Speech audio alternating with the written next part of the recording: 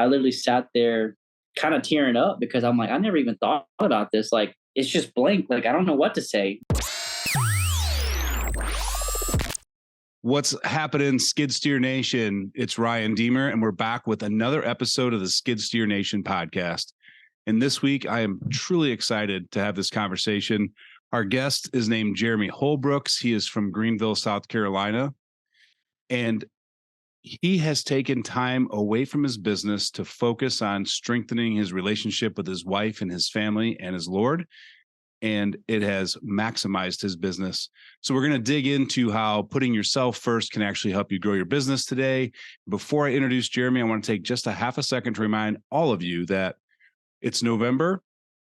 The end of the year is coming through. If you're looking for tax deductions, don't forget skid steer attachments can be 100% written off this year. So head over to skidsteernation.com. We sell only high quality American-made attachments from American family-owned manufacturers. We've pretty much got a whole assortment of anything that would help you do your jobs faster and increase your return on investment and make more money. So for your next skid steer attachment, skidsteernation.com. And with that, Jeremy, welcome to the podcast, man. I'm excited to have you. Yeah, thanks so much, man. I'm glad to be here. Yeah. So that's something that's huge in my life too, is continual development, both professionally and personally. So I'm really excited to like kind of dig into that and just see how that's benefited you. You've been, I think you said, for the last 9 months or so. And just kind of to hear your experience, where you started with, where you're at now, and kind of how your goals have changed moving forward. But before we put the cart in front of the horse, I do want to just take a few minutes. People get a feel for you, who you are, what your business is, and all that. So you own a company called Holbrook's Outdoor Solutions, and you started this back in like 2016.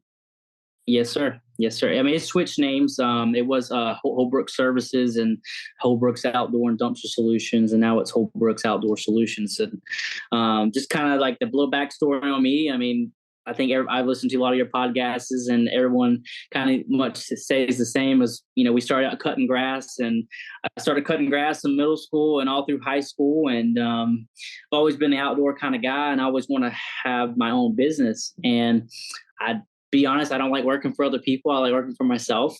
And I've always had entrepreneurship in me, and just to work for myself and grow a business. And I started cutting grass, just a little lawnmower, a riding lawnmower, push mower, and a weed eater, and an old Chevy pickup, and have at it and earn a little money on the side, saved up, and started doing landscaping, mulch and plants, stuff like that. And then kind of carried on to doing hardscaping, and kind of gotten bigger into the hardscaping side, retaining walls, pavers, fire pits, and then still doing the landscape and just not cutting grass. And then I've always had this niche of like heavy equipment and big equipment. So I've always wanted to clear land, I call it site prep. And so I've done cutting grass, landscaping, hardscaping, grading, and now we're into the site prep, the land clearing part. So that's a little backstory on me. All right. What was the transition from cutting grass to actually getting some heavier equipment back in 2016? Transition. It was, you talking about how many, the difference? Did you have like an opportunity for a job that you didn't have equipment to do, and that kind of forced you to do that? Or is it just, that was the goal and you were saving money for it? Or what got you into buying heavier equipment so you could do larger land service work? Well, I got tired of renting stuff. Like, it's just, especially this day and age, renting is so expensive. You might as well buy one, and the payment's cheaper than the rental for a day. So I actually didn't buy anything for a couple of years. I got into the, like I said, the hardscaping side, and you don't really need a big machinery for that. So I bought a little dingo, and that worked wonders. And then grew myself up to a skid steer, like a Kubota 75, and then worked my way up to a Kubota 95, which I currently still have. And just kind of worked my way up. I always had in the back of my head that I wanted to be a grader, like a site prep side of things. And I've always wanted to offer my builder like a one-stop shop person. So, we'll come in, clear the lot, dig the house, dig a basement, build a house pad, put a construction entrance in. And if the project needs a retaining wall, I know how to do it, And, but the transition, man, just kind of worked my way up. I knew where I wanted to be, but I was kind of I didn't necessarily see the vision where I am today, but I was always in the back of my head. I wanted to be a grader and have that heavy equipment one day. Nice, nice. So you're kind of promoting yourself as a one-stop solution for breaking raw ground to prep for a new home to finish grading at the end and turning Yes, it sir. over. How do you promote that to to contractors or homeowners? So basically, again, before I started this journey of learning, hiring a business coach and hiring a mentor, I did a lot of things different. So I'll talk about that before. So basically, my old ways was just Facebook. I really wasn't into Instagram. Just kind of like, taking a picture of before and after jobs. I didn't know how to do reels at that time. And then I was really lucky. I started really young in it, and I kind of knew a lot of people. And then, you do a job in a neighborhood, the neighbor sees it, and then you do a job, and then they have a little Facebook group, and they post in there, and then boom, voila. But now that I have learned, the new way, or the way I call it, which I didn't know before, is just cold calling. I cold call all the time. It's been a key success to my business the past 9 months, and I was really nervous at first of, like no one wants to do the hard stuff, call them and get 100 no's. And, but I've got really comfortable with it. I love it. And it's honestly I kind of like doing that. That's like my thing. I love making 10 phone calls a day to random people. Could be what I call a VIP list, so a 50 VIP list. So I have my builders that I have on a paper. I call them a VIP list. And then, if I need some business or stir up some business, I call those folks. Or, I'll cold call, I'll look up local contractors, project managers, builders, general contractors in the area. And then I'll call them up. And normally you get a lady on the phone, an office lady. And, you just ask, can you be shot in the, shot in the right direction of who I can talk to about, in the estimating field, or being a subcontractor for you. And then you just email them some information. And then you just kind of check up the next couple of weeks, and then you just stay in contact. Bring donuts, bring coffee. So yeah, it's been a really good total shift change into before and now. And Reels, Facebook, Instagram. I mean, that's all the key. Yeah, it is. And I love what you're talking about, the cold calling, because it does, especially at the beginning when you have to start cold calling, like you're nervous, you hate it, you don't like being told no, and it's just not fun at all. And so when we work with people, that business owners like yourself, instead of calling it a VIP list, we call it like the Dream 100 or the Dream 50, depending on the size of your area and all that. Like, if you could do all of your work with these 25 customers, who are they? That's your Dream 25. And then I always tell them to make a radius. Like, what's your work radius? Is it 40 minutes, an hour? No, I'm just saying. Okay.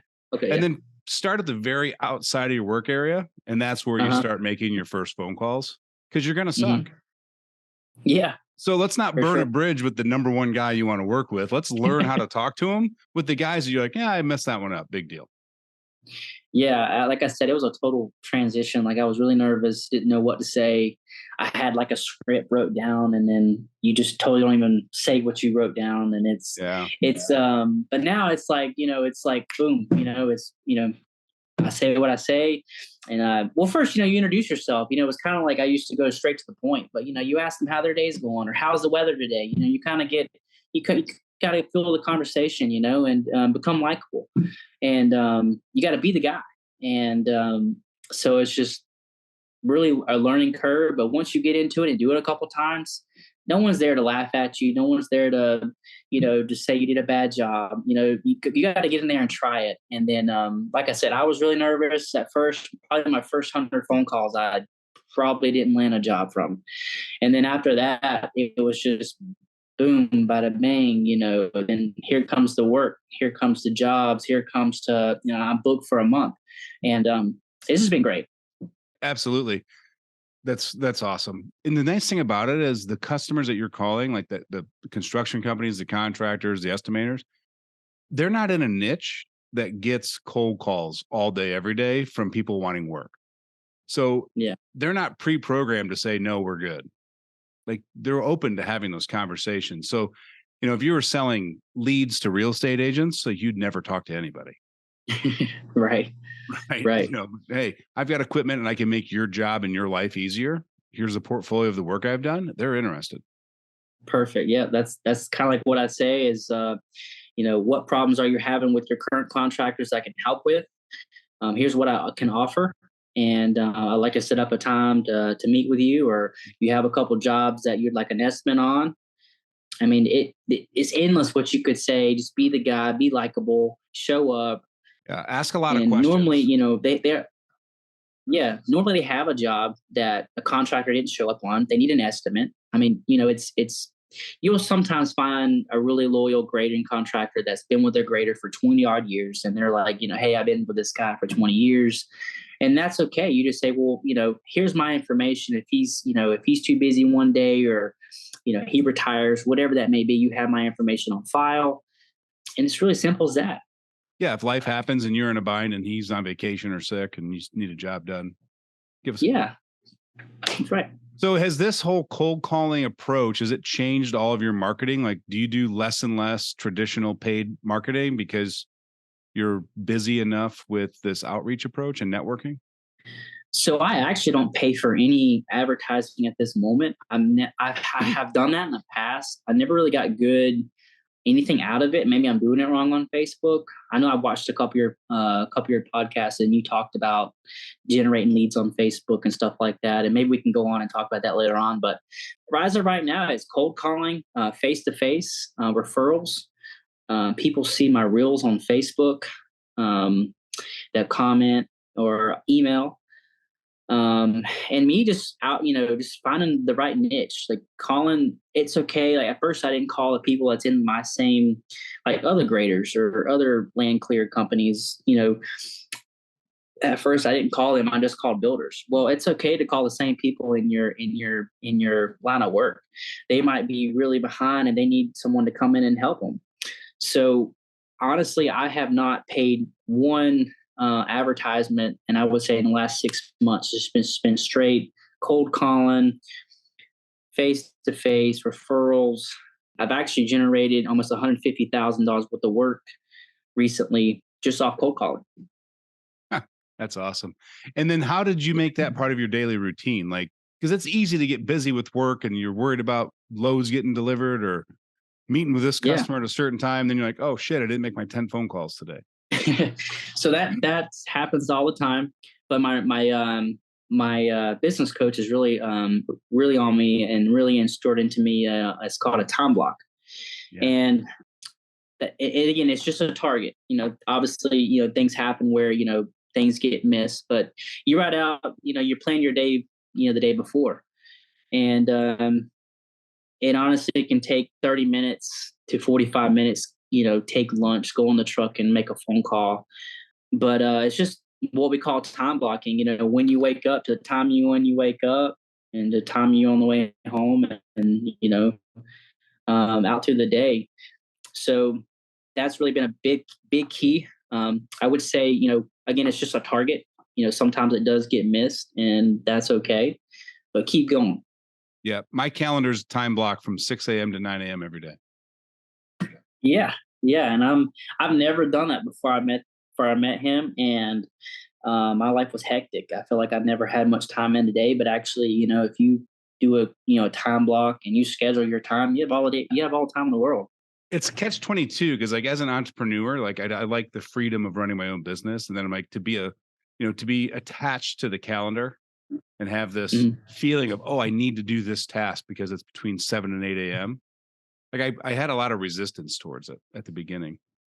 For sure. At the beginning, like he said, write a time block. This was 9 months ago. And I'm like, what is that? Like, what do you mean? I didn't know anything about it. I didn't really know. I wasn't a scheduled person. I just like, we'll get that done on this day. And, I'll miss that day. But now it's, I think the key to my success now is just being the guy, showing up when I say we're going to show up. I have a plan. And obviously, I'm still working on that. I'm not saying I'm the best at it, but having a plan and having a plan for every job is what I'm, working on this now is just having everything run smoothly. And it can. You just have to, be a really good project manager. That's what and another thing too, being like a one, I don't have any employees at this time, but being the one guy, I mean, you gotta do the paperwork. You gotta cold call. You got to get the work, do the work. And on top of that, you got to schedule all this stuff. So it's really, that's where time blocking comes in as well. It's just, you have to do a lot of things, and it's hard to balance that sometimes. And I fall short, sometimes as well. But I don't give up, and I just keep going. I live by this advice, and I share it with everybody I meet. Like, there's going to reach a point where you cannot physically do all the work yourself anymore.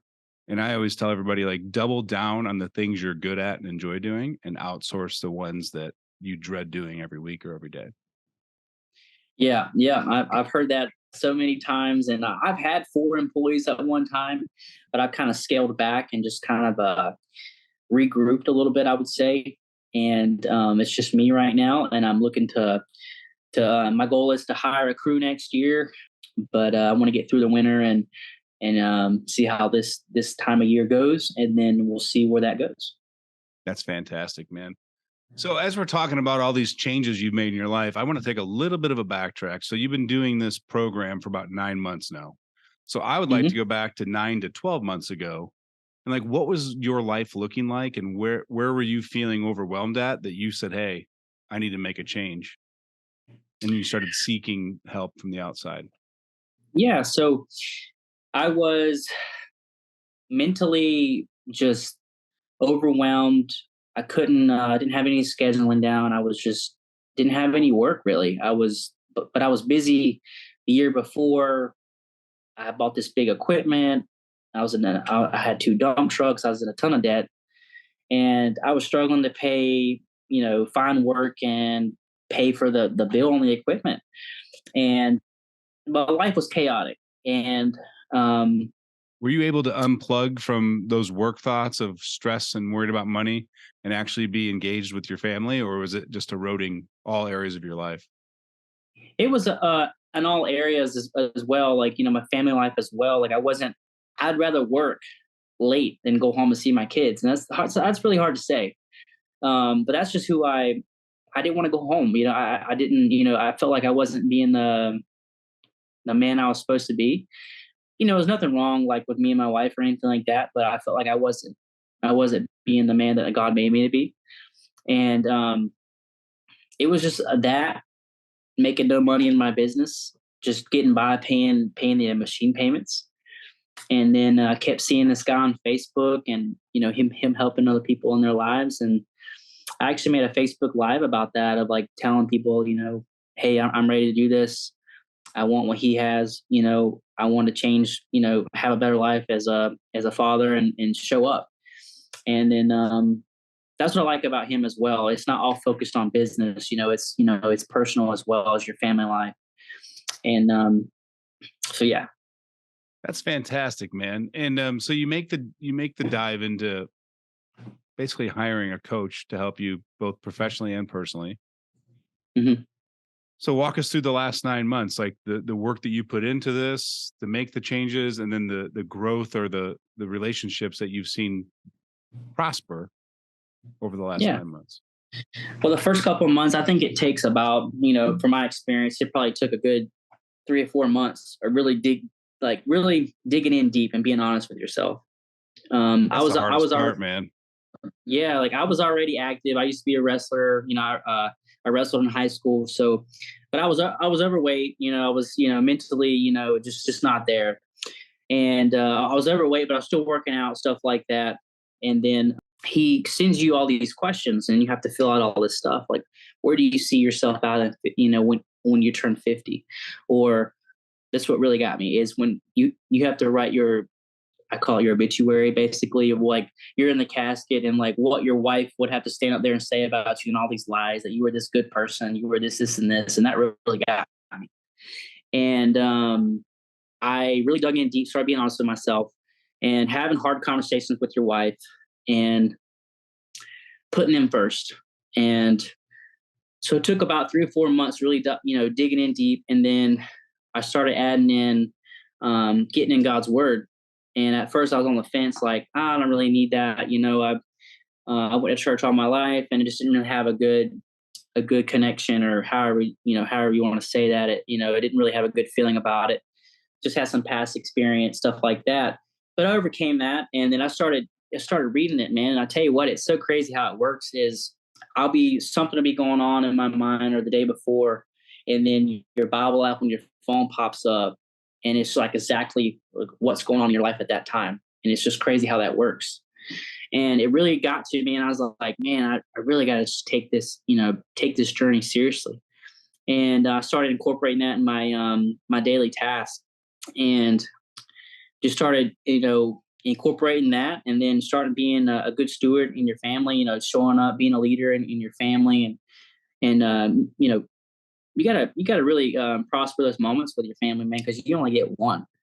And started being a really good dad, being more involved, started showing up for them. And I used to shut my kids' emotions out, like, stop crying, like, don't do that. I don't want to hear that. But in reality, it's okay to cry. It's okay.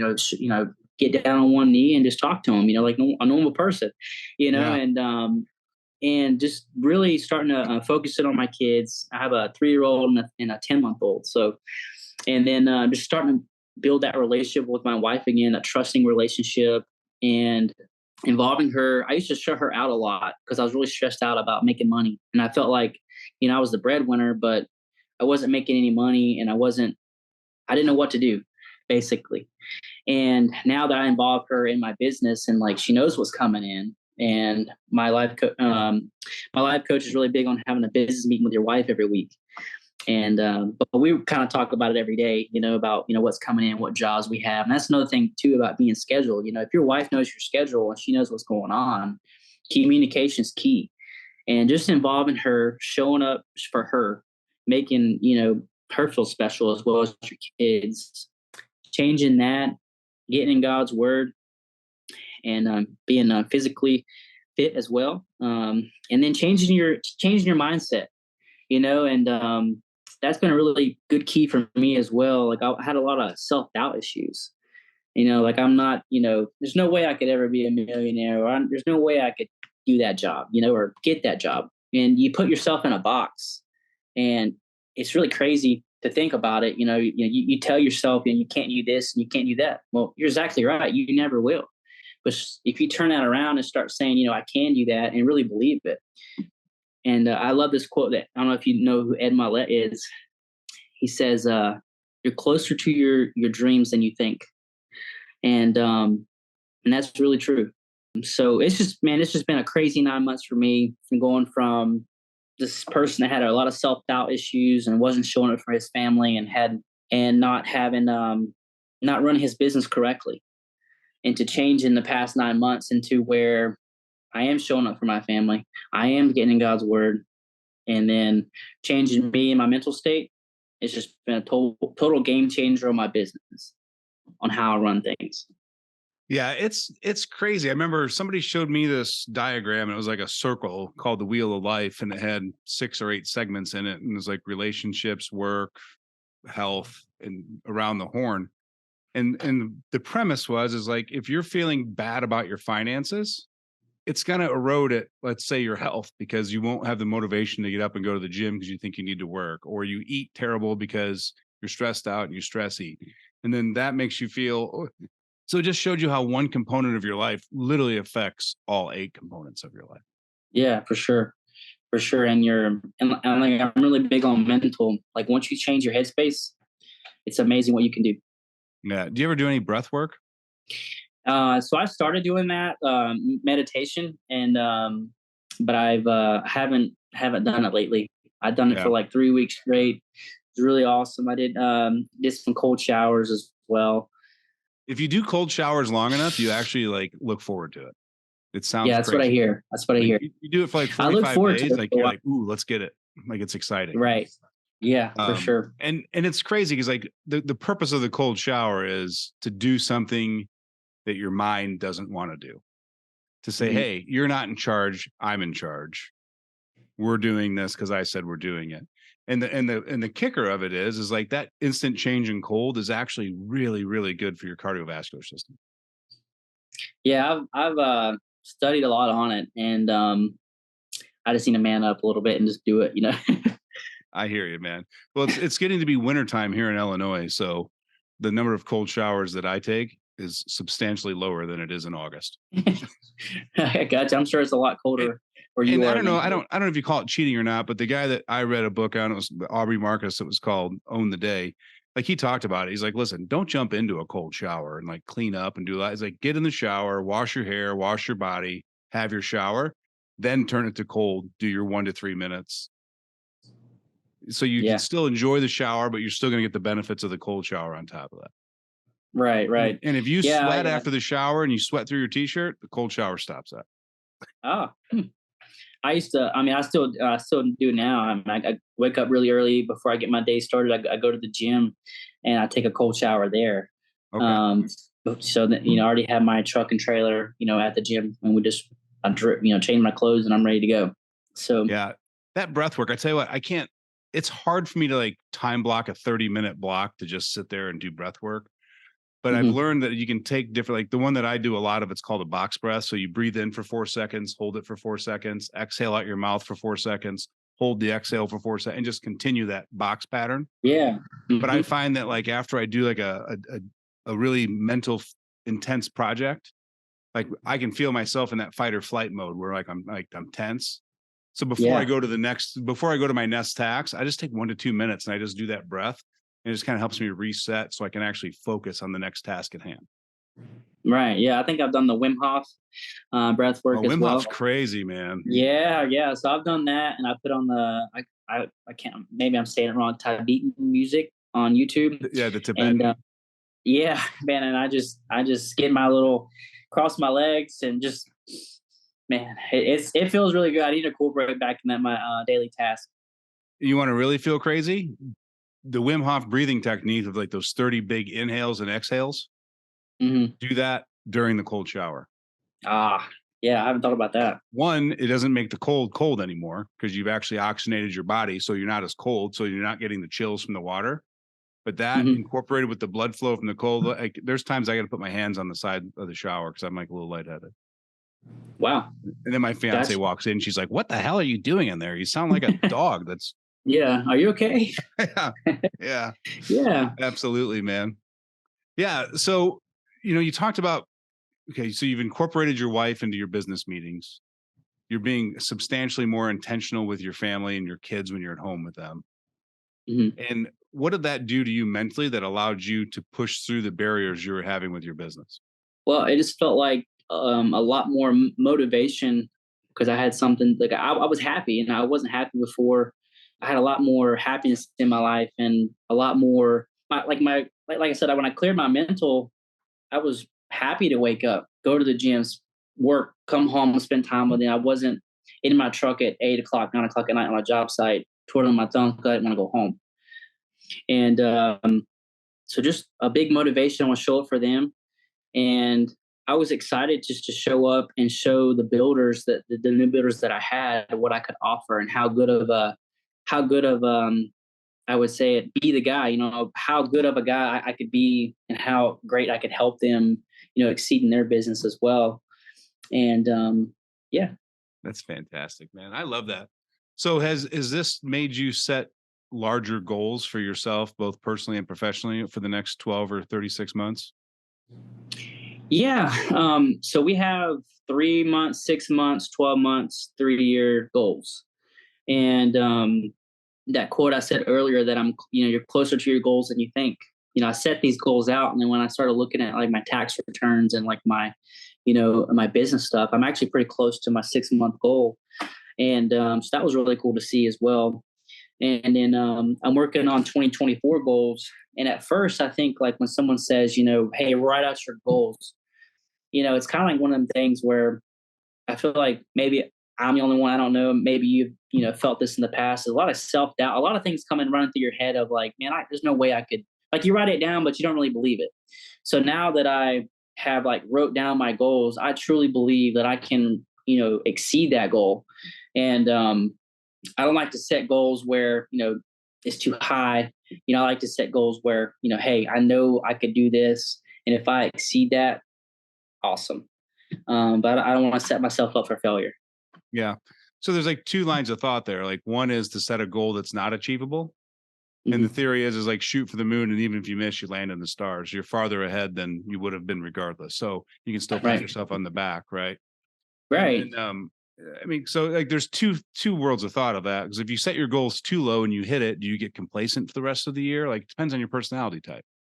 Yeah. Yeah. I mean, I've never been complacent. I want to be, I want to excel in everything I do.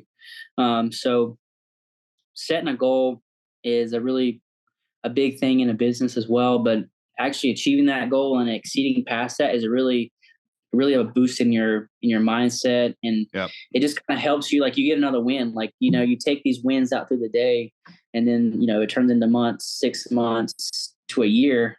And then you're like, okay, you keep that momentum going to the following year. So when you set your goals, do you start with like what you want to do in the next week, 30 days, 90 days, year, 3 years, 5 years, or do you go backwards? So I go forward. So I go 3 months, 6 months, 12 months, and then 3-year goals. Obviously, you can't tell the future. You have a 3-year goal, and you keep that in the back of your mind, but that obviously can change.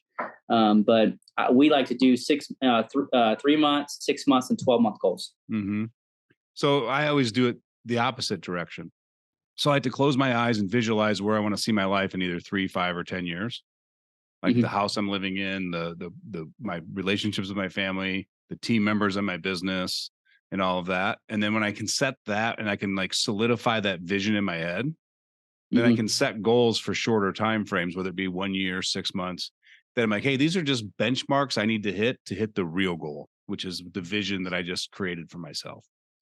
Okay. I like that. You can all, and it's fluid, right? It's your vision, your dream. So if your life takes a pivot in 6 months, you just do the exercise again, start over. So, because like a lot of people look at that blank piece of paper and they're like, I don't know what I need to do next month because I don't know where I'm going. Mm-hmm. So sometimes you got to set the path of where you want to end up first. And that was me, going back to that, he had all these questions, wrote out, like, where do you want to be in 3 months, 6 months, 3 to 5 years when you're 50? Like, I literally sat there, like, kind of tearing up because I'm like, I never even thought about this. Like, it's just blank. Like, I don't know what to say. I have him on the phone and he's like, asking me these questions. And I'm like, I don't know, man. I've never even thought about that. Like where I want to be at when I'm 50 with my family, or even in my business, or like what does life look like at that time? And I never even sat down and really thought about it. And I don't know why I kind of teared up, but just it's kind of an emotional thing. Like, dang, I never even thought that far ahead. Yeah. So we have a thing we call it execute the plan, and it's like a 15-page document, and like the goal is to do it annually. And it's like takes about 4 or 5 hours. Same thing that you're doing, like your goals, your missions. What are your personal values? What do you believe in? What do you want? And it just expands on all that. And the first time I did that, I mean, I didn't even finish it because I was just like, I don't know. Like, and then you think about what you talked about, like, what does your life look like when you're 50? Like, I'm a lot closer to 50 than I am 25 today. And I'll tell you right now, what I want my life to look like when I'm 50 and 60 is nothing like I thought I wanted it to look like when I was 25. It's crazy how that can change. Yeah. And it's going to change for everybody, which is why you have to let your goals and your visions be lucid so that you can move them around and readjust them. Right. Right. Yeah. Well, Right, so I'll tell you what. Go ahead. Why don't we share some of your goals? Like what's your goal for the business the next 12 months? Yeah. So I got, again, I'm a one-man show at this time. I want to hire a assistant to, schedule my phone calls, my meetings, and handle like the billing and the invoicing and, picking up checks, stuff like that. And then I would like to hire a full-time crew, a 2-man crew, and get them started. I kind of entered into the track home side, doing like the driveway cuts and the final grades, mid grades, stuff like that. Normally I focus on custom builders. So now I kind of got both going on, and I'm currently doing both. So, in 2024, my goal is to hire a 2-man crew, have their own truck, machine, have them do the track home side. I'm focusing on the custom side. Another goal of mine is I actually have them wrote down if you would like me to read them, but another goal is to have $1 million in sales. I have never done that. I've got to like 600,000. I'd love to get 1 million, and then hire someone to cover, like I said, like the invoices and stuff like that. So really, that's really a really goal of mine. And then, so the business do 1 million and profit 250. And I know that sounds, pretty routine numbers, but I've never profited. I think that those much. probably sound like some big numbers to most people listening. I mean, a lot of guys are just like you, where, you started out doing 50 grand a year, then you hit 200, 3, 4, and then you kind of hit that plateau somewhere between 3 and 600, and you don't know how to break that glass ceiling to get to the next level. Right. And like I said, I was in a bunch of debt. Like I had a big excavator and dump trucks and a lot of equipment, and I was struggling to pay the payments on it. And now that I have sold those things and kind of regrouped and restructured my business, I am making more money than, obviously, than I ever have. And those goals don't seem undoable, don't seem like I can't do it. At first it did, but now that I have, been on this journey and done this, I have really changed, everything. And being likable, being the guy, making these calls, I feel like I'm going to excel that goal. So what are your action items that you're going to put in place for 2024 to go from 600,000 to 1 million? Hire a crew. Okay. I want to take these last couple months of this year and focus on getting a system and down pat for these track home builders, and love to hire, like I said, a crew to teach them and do it correctly, do it efficiently, become really good at it. And I want to have both going on, track home and custom. And I want to really work that together and really focus on growing the custom side and being really good in the track home. Now, again, the custom side's up and down. The track home, we just have a lot of people moving here. And obviously, they're building houses like crazy, and it's year-round work. And I feel like that can be a really good niche to be in. And what's different is I'm not in a bunch of debt. I have money in the bank where I can kind of focus on, you know how like when you first kind of get started out, where I never could think about being in the track home because I never could wait 30 days on my money, like to get paid. So now that I have a little bit of money stacked up, I can wait 30 days, 45 days to get paid. Especially if that works only a percentage of your business. Right. So it's nice to have a little bit saved up, focused on that side. It's okay to get paid, wait to get paid. And I can fully focus on growing the grading side of it. I did hauling. I did all this other stuff, have my hands in a lot of things. Now that I've kind of focused on 3 things, my 2024 goals has totally changed, just to focus on these 3 things and excel at it. Yeah. And I preach this too. And I actually have to go through this with myself, my own personal and professional life too. But the tighter niche you can put yourself into, and it seems like you're putting yourself in a pigeonhole, like, oh, I need to be able to do all these different services. But when you really dial in and get one really good niche, like that's when you can make some serious money. I'm learning that a lot. I've done dumpsters, I've done hardscaping, landscaping, all kind of stuff. And, you just feel, that's another reason why I think I came on this journey, because I just felt like I had my hands in too many things and I couldn't fully focus on one thing. I know it's self-inflicted, because you want to do it all. You want to offer it all. But you know how people say, a jack of all trades, master of none. I don't want to be that. I want to be a master at what I do and be the best at it. Mm-hmm. So. And it's true. I mean, our first guest in the podcast, all he does is grading services, and his business name is, League Grading, and he makes a lot of money. And everybody in the whole area calls him for grading and driveway repair or site prep.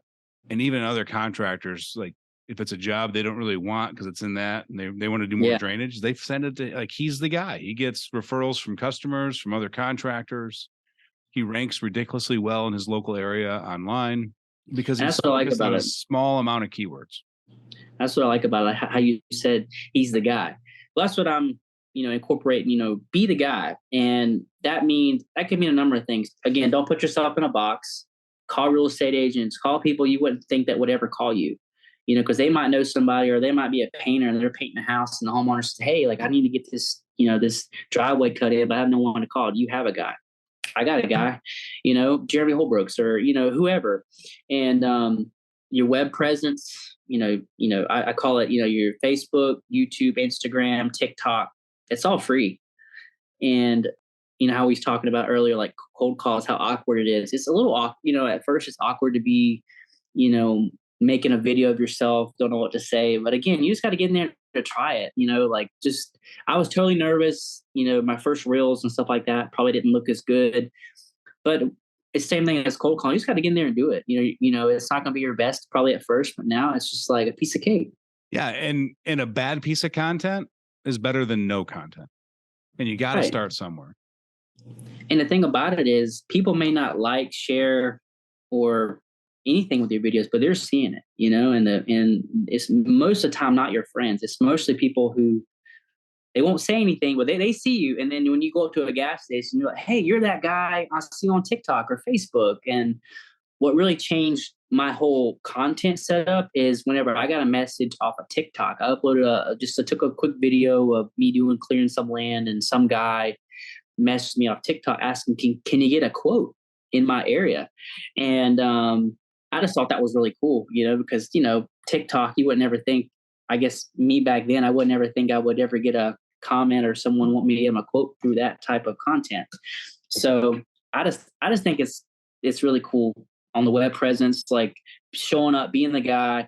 And like I said, you show up to a gas station or Tractor Supply, wherever it may be, and people know who you are, and they're going to refer you. Yep. And the thing we got to remember about social media, like look at all the media you consume, the videos you watch on TikTok or the posts that you read. It's people that's letting you into their real life, their real business. Like they're sharing the failures with the successes. And I find too many times business owners are so worried about having a chink in their armor per se. Like, oh, I won't be good at that. So I don't want customers to see that. I don't want to think I'm bad at my job. Like your job isn't making videos. Your job is grade work, right? Like, right, for sure. But people like that. Like when the machine breaks down and your day goes to shit and you've got to quit working and go 2 hours and call the customer and tell them it's going to be an extra day. Like, hey, this is how we have to communicate sometimes. It's not the news we always want to share, but we'd rather share it with them up front than make them find out at the end of the day. That's the stuff people go, oh, I like a guy like that. He's, I can count on him to keep me informed throughout the step of the process. I'm learning to, like, any business you run, you have communication is key, not only with your people you work for, but with your family as well, your wife, and your work, whoever's working with you. Be overly communicative. You never. I feel like you never not be too communicative. And I like what you said is like no one wants to see the bad stuff or like the bad, the struggles. Well, I was kind of like the same that at first as well. I didn't want people to see me, kind of messing up here or not looking as good. I was worried about what people thought or what they think. Again, you just got to get in there and do it, man. And like I upload a video of my track coming off on a job, like us taking it off, putting it back on. We put it on. It turns out the track actually, slid all the way through. So all that work we done is just wasted. So the track was good, but it just broke. So I had to take it, get it fit. It was just a mess day. But I feel like people want to know, more than just seeing you perfect all the time, grading and stuff like that. They want to see the struggles and it's kind of like a story. You're telling your life story through this little 90-second clip of your day. And I think it's really cool. I watch other people's as well. And some people just upload the good stuff. And everybody has struggles. So I like that whenever you said, for sure. And listen, man, a majority of the people that walk this planet, they tear you down when you start getting successful. And it's not because they don't think you deserve success, but if you can be successful, that means they had to look in the mirror and say, oh man, I could be successful too. And it's easier to be a victim than it is to go put the hard work on and go be successful. So that's why people drag you backwards, right? Yeah, So again, like when you show those stories of you having a crappy day, it's relatable to most people. for sure. And you change your, like, having a flat tire on a trailer, or track come off, or, machine won't crank.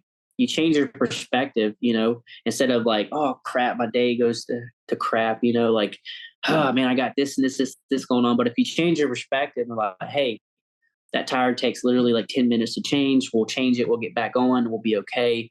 And just change your perspective on things has really helped me as well in my daily task. Yeah. And just got to remind yourself that you get to do this because you have the luxury of being your own business owner. And like you knew when you signed up, there'd be a day that the track would break. You knew that the radiator would break. You knew that you were going to have down days, right? So you just got to put it in perspective and remind yourself, like, hey, this is what I signed. This, I get to do this. I'm blessed to be able to get to do this because it means I own the equipment, and the only one that can fix it is me. And that's really cool. That's honestly really cool. Like, people don't understand. Like, some people didn't wake up today. Some people, you're breathing, you're smiling, you woke up today, you got a family that loves you, you're on a job site, and so what? A track came off, man. Like, pout about it for 30 seconds and get on about your day and smile, like that's it's actually okay. a tip. That's actually a secret. Like, there's a lot of people out there that say, set a time block, again, the time, whether it be 30 seconds, 1 minute, 5 minutes, and get as angry as you want, have a tantrum, like do it in private, of course, right? But like, let it out. Yeah. Don't try to eat it and bury it, because it's going to show up somewhere else, right? So like, give At yourself home. give yourself that 1 to 5 minutes, whatever it is. Have your moment, pity party for yourself. And then when that time's over with, go, all right, I'm done. Let's find the solution. Let's get it on track, and let's finish this job, or let's call this customer, and whatever that work is. But like, it's again, giving yourself that grace to have that moment. For sure. I struggled with as well, like having hard conversation with customers, or, like, you don't want to call and tell them that, hey, like, my track broke, I won't be able to get back on the job site for 3 days because I have to order the track, whatever it may be. No one wants to talk, no one wants to say that, but you have to, and just be communicative, and they'll understand if you're doing a good job, and showing up, and being the guy. They understand things happen. And I'm really big on, the communication part, and being, like, a lot of people say they're busy, right? But are you being productive? So Big difference. it's a really big difference. Like, oh, I'm too busy. I can't make 10 phone calls. I can't make a reel because I'm too busy. Really? Are you too busy to make a 90-second video? Like, pull out your iPhone and check your screen time for the last 7 days and tell me how busy you were. You couldn't make 2 90-minute videos. Right. And I think we're on the same page, man. It's uncomfortable to do it. So you find other activities to stay in your comfort. Yeah. It's the hard things that people struggle with. And I was one of them, but now I look forward to making a reel. I look forward to telling people about my day struggles, or, hey, let me tell you about this win today, or hey, like I read this in the Bible, or whatever it may be. And I look forward to it. Mm-hmm. Yeah. There's this book that I read a couple years ago, and I probably read it 3 times since. And since our conversation today, I'm probably due to read it again, but it's called The Slight Edge by Jeff Olson. And it basically talks about, it's just like Darren Hardy and the compound effect, right? The little discipline, the daily disciplines of small tasks, when compounded over amount of time, is when you start to see a drastic difference. So if you took a hockey stick and laid it on its edge, like, all this work at the gym would just be a straight line. And then 9 months into it, you'd see like a hockey stick growth of weight loss and strength and look and energy. And the same goes with the cold calls. You had to make 100 of them. So you had no response. You didn't quit. You kept calling. And then you saw the hockey stick growth from the efforts. And that's literally applies to every area of your life. It's just making sure it's the daily task, the daily disciplines, or the weekly disciplines, however you have your tasks set up. And if you do those and you commit to it and you don't veer from that commitment, you will see hockey stick growth in whatever area that you're applying that to. For sure. And my coach calls it staying in the small things. People don't realize, getting in God's word, going to the gym, doing your non-negotiables, breath work, cold showers, staying in the small things, 10 phone calls a day. Over time, there's no way you're not going to see success if you really truly commit to it. And I'm not perfect. There's some days I don't feel like going to the gym. I don't feel like making phone calls. I don't even want to get up out of bed. But I know if I don't, and I let that slide, it's just a downward hill effect. So I'm not perfect. There's some days where I don't do 10 phone calls, but you keep going. Everyone has little, hiccups here and there. As long as you stay in the small things and be consistent, like you said, you'll see the hockey stick growth. Yeah. And let me ask you this, like talking about the gym, for instance, the days that you don't feel bad, you just get up, it's a normal day and you get dressed and you go to the gym, do your workout and get back. Are they memorable to you? They are. They are, especially when you see results. Okay, but I was thinking the days that you have to struggle through, I don't want to go today. You're like, no, and you go grind it out. Like you come back even more and you're like, God, I'm so glad I went. I got so much more energy than I did when I woke up this morning. Oh yeah, for sure. It's fighting through that struggle actually makes makes it more memorable to you than just doing something you do every day. Like I couldn't tell you what I made for lunch yesterday because it was probably the same thing I ate 50 times this year, right? I got what when I go saying. To a cooking class and learn something new, even though I'm not comfortable doing it, like I remember exactly what we made. And it's the same with those daily disciplines. Like when you fight through them, I think Andrew Huberman from the Huberman Lab podcast talks about how feelings don't drive actions, actions drive feelings. So if you don't feel like going to the gym, go to the gym. And all of a sudden you'll have a feeling of gratitude that you went to the gym. Like the actions you take drive your feelings. The way you feel doesn't drive your actions. Like we always wait until we feel good to do something. Go do something. It'll make you feel good. I like that. I think David Goggins says this, like, I don't want to go home, or I don't want to be sitting in my bed thinking I could have done this, but I didn't. Yeah. I had time, but I chose not to do it. He's insane. Like that dude's. Yeah. Obviously I know David Goggins. Yeah. But that's who Andrew Huberman was actually talking about, was David Goggins, saying he's got the secret code to life because he takes action and then lets his emotions follow, and he doesn't take actions based on his emotions. The days I don't want to go, I just tell myself exactly what I just said. Like, I don't want to come home later and knowing that I could have got up, but I pushed smooth. I don't want to have regret, or like being, like I said earlier, being consistent. I don't want to I let one day slide. It's just a downward slope. So I live by that. Like I don't want to miss. I call that my time, and I hate saying that, but no, you need to take it. It's for this and you, and I'm not training to be this, this big, of course everybody wants to be big, why not? But, I'm not training to do a marathon, but I want to be capable of, having to swim if I have to, or running, or, fighting off someone from my family, whatever that may be. And, I want to play basketball with my son for more than 3 minutes. Right. Yeah.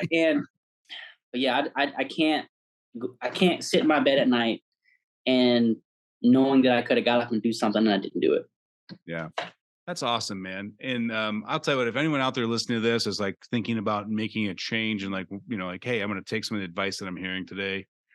I had to learn the hard way. And what found that works really, really well for me is I take 1 to 3 hours every morning and I create my time blocks of what's important to me, whether it's going to the gym, spending time with your loved one, getting some uninterrupted work before you start taking phone calls and reading emails, whatever your morning looks like, block out those first few hours and do the same thing at the end of your day. Like at a certain time of night, 6 o'clock, we're going to play with the kids till 7. We're going to give them a bath. We're going to do this. And then I'm going to watch my show, or I'm going to decompress. I'm going to turn the TV off. I'm going to read the Bible, because you can control those 2 or 3 hour blocks really easy.